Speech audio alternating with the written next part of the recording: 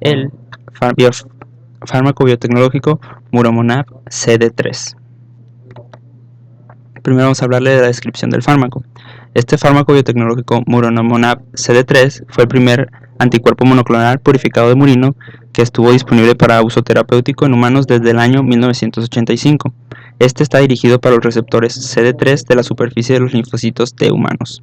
Su estructura es esta, como podemos observar, y pues sabemos que el 93% de este fármaco es inmunoglobulina G2 de tipo A. El peso es de 146.189.7 Daltons y su fórmula química es el número de carbonos 6.460, hidrógenos 9.946, nitrógenos 1.720, oxígenos 2.043 y azufres 56. Ahora, ¿cómo obtienen este fármaco? Primero, se inmuniza a un ratón con un antígeno que va a producir células B con determinadas características, que son los anticuerpos que queremos. Estas células que se producieron en el vaso son fusionadas por medio de polietilenglicol con células de mieloma cancerígeno, las cuales generan hibridomas que posteriormente serán puestos en un medio HAT, el cual va a ayudarnos a seleccionar cuáles son las células que dieron positivo a la producción de los anticuerpos monoclonales que nosotros queremos. Una vez que sabemos cuáles son, comenzamos a cultivarlos, se podría decir, en un ratón. Ahora, ¿cuál es su forma farmacéutica?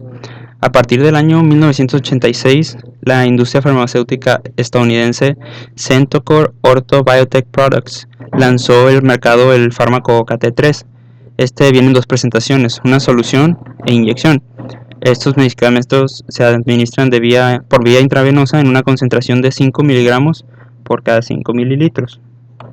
Aquí podemos ver cuál es el fármaco y sus usos en adultos es vía intravenosa 5 miligramos al día por 10 a 14 días, y en uso pediátrico es por vía intravenosa también, pero es 2.5 miligramos por día de 10 a 14 días.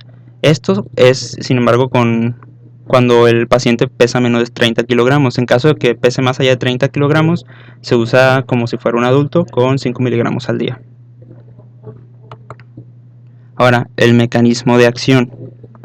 Primero, el anticuerpo se fija en una de las subunidades del complejo proteico CD3. Esto obstruye la unión del complejo con el MHC2 del receptor de la célula T.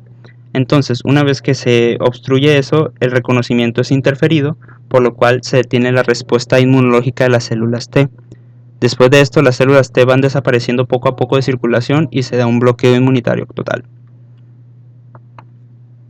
Aquí podemos ver cómo está el receptor CD3 de manera libre, y cuando llega el OKT3 bloquea esta sección y hace que no se pueda unir con el MHC2. Y aquí vamos a poner una imagen en la cual están las células T activas, y entonces llega el anticuerpo al CD3 y genera pues la muerte de las células.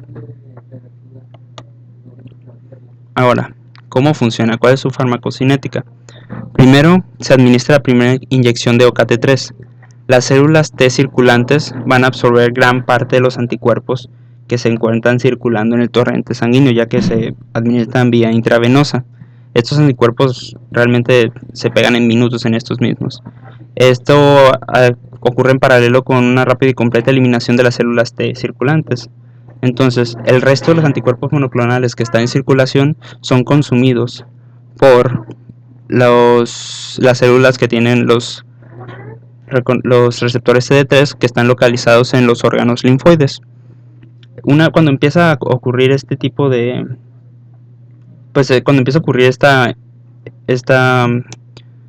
cuando los anticuerpos llegan a las células T, comienzan a generar muchas citoquinas, lo cual genera que durante los primeros 45 a 60 minutos el torrente sanguíneo esté plagado de estas citoquinas. Es por eso que durante las primeras horas se debe de monitorear muy bien al paciente que fue tratado con este medicamento biotecnológico.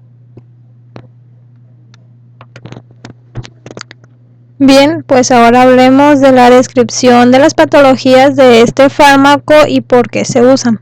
Como bien ya les comentaron, el Muromoman CD3 revierte el rechazo de los trasplantes de órganos por medio del bloqueo en las funciones en las células T, como se puede ver en esta parte de aquí, en la relación del rechazo agudo de los trasplantes.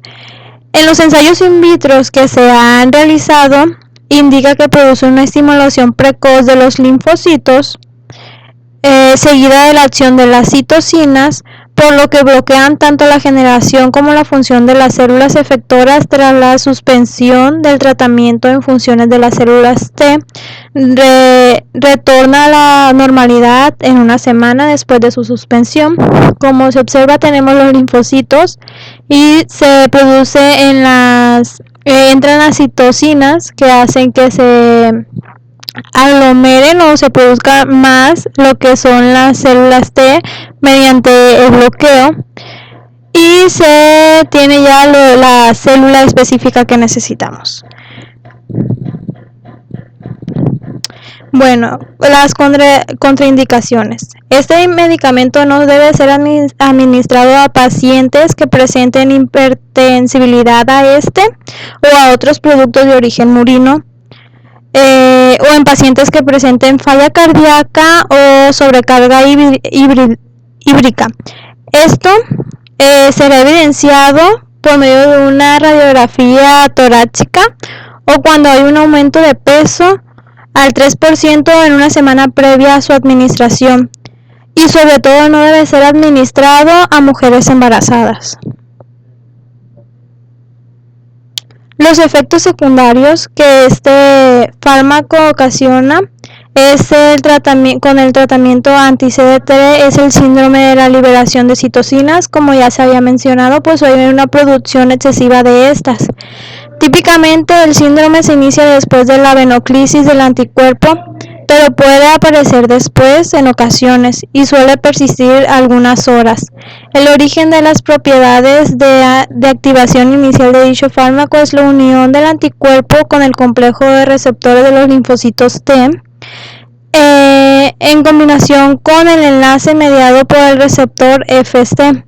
El síndrome se asocia y se atribuye al incremento de las cifras séricas de las citocinas, como es el factor alfa de necrosis tumoral de la IL-2 y la IL-C, el interferón delta, liberadas por los linfocitos T, como ya se había mencionado.